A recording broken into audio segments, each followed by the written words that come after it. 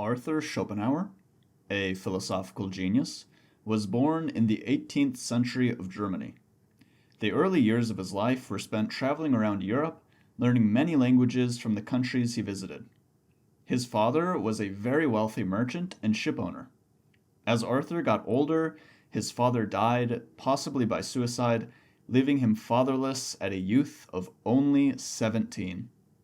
His mother, who was a voracious reader, frequently got into fights with her son, and their relationship would slowly strain.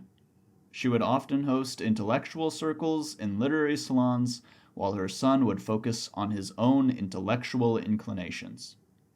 Arthur thought his mother's social gatherings were useless and pointed away from truth, while his mother thought Arthur was too intense and brooding. When it comes down to it, Arthur most likely took philosophy too seriously, and his mother didn't take her son seriously enough.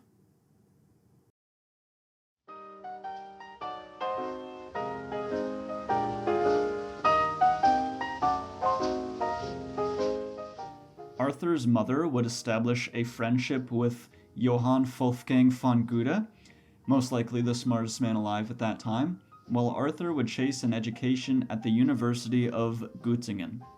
There, he studied metaphysics, psychology, and logic under the professor Gottlob Ernst Schulze, who advised Arthur to concentrate on Plato and Immanuel Kant.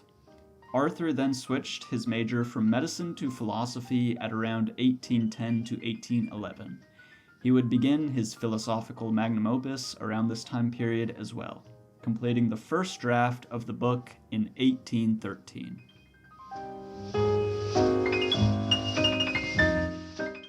Brief introductory remark before we dive into the work.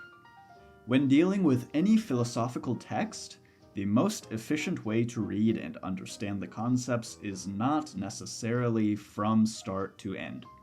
The most efficient way is by understanding the start, as in what ideology or morality is he or she trying to come to, and then understand the end, as in what conclusion does he or she draw. With this method, you can get a really solid grasp on the philosophy and then go back to understand the arguments or main logic. My professors at my university taught me this method, and it has done wonders not just for how I read philosophy, but also any nonfiction. Now, an overview of Schopenhauer's work. The book is divided into four main parts: the world as representation and the world as will. More specifically, he dives into representation through epistemology, will through metaphysics, representation again through aesthetics, and the will through ethics. To begin, we will look at the epistemology of the world as representation. Then we will look at his conclusion and gradually step through his metaphysics and aesthetics.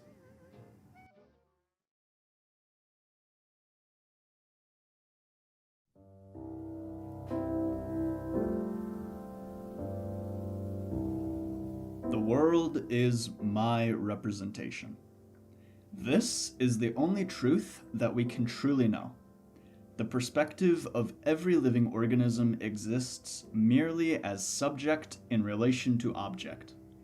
Without objectivity, there is nothing for subjective experience to experience. And, similarly, without subjectivity, the whole material world must vanish, as nobody is around to experience objectivity. Both subject and object depend on each other to create representation. But, more than this, we have a very flawed perception of the representation, that our thoughts are mediated by what we perceive a priori. In one sentence, that the world is my representation.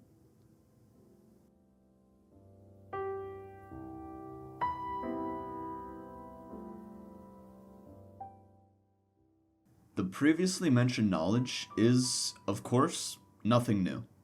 This concept started as early as Descartes. That which exists as mind, soul, and what everyone finds themselves as is as subject. The subject experiences time and space through plurality. For example, when I look at a table, there is a change happening in my retina. This change propagates through to the back of my brain until it reaches my occipital lobe, aka the part of the brain responsible for sightseeing.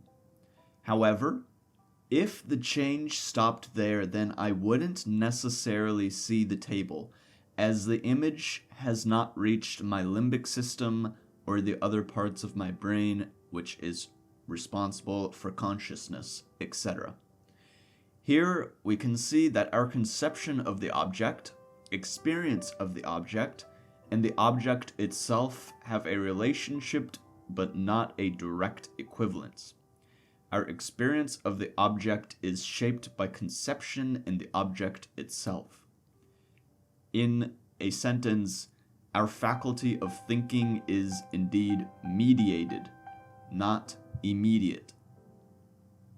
But what is the thinking mediated by?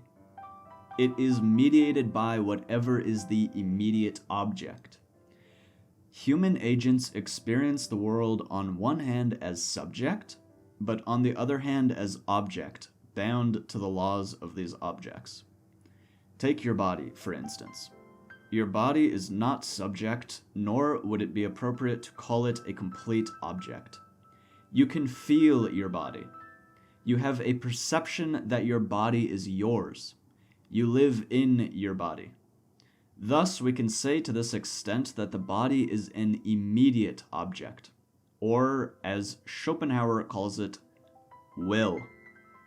This data brings us into the second aspect of this book, the world not only as a representation, but as will. The body quite easily satisfies its function of objectivity. A biologist can pick one's body apart and analyze it in the same way that a carpenter can analyze a piece of wood. However, one can also feel one's body. One can feel its hunger, thirst, pleasure, and pain. Every desire of one's body is also inevitably an act of that person. In other words, the actions of the individual body are nothing but the inherent values of the will objectified. The actions performed on the body are also actions performed on the will. In other words, pain is against the values of the will, and pleasure is in accordance with these values. To make it short, here Schopenhauer is referring to instinct. This may sound obvious nowadays, but back when Schopenhauer was writing, there was no Nietzsche, there was no Freud, and there was definitely no Charles Darwin. All of this is Schopenhauer's original work. He was ahead of his time, but unfortunately is still given no credit.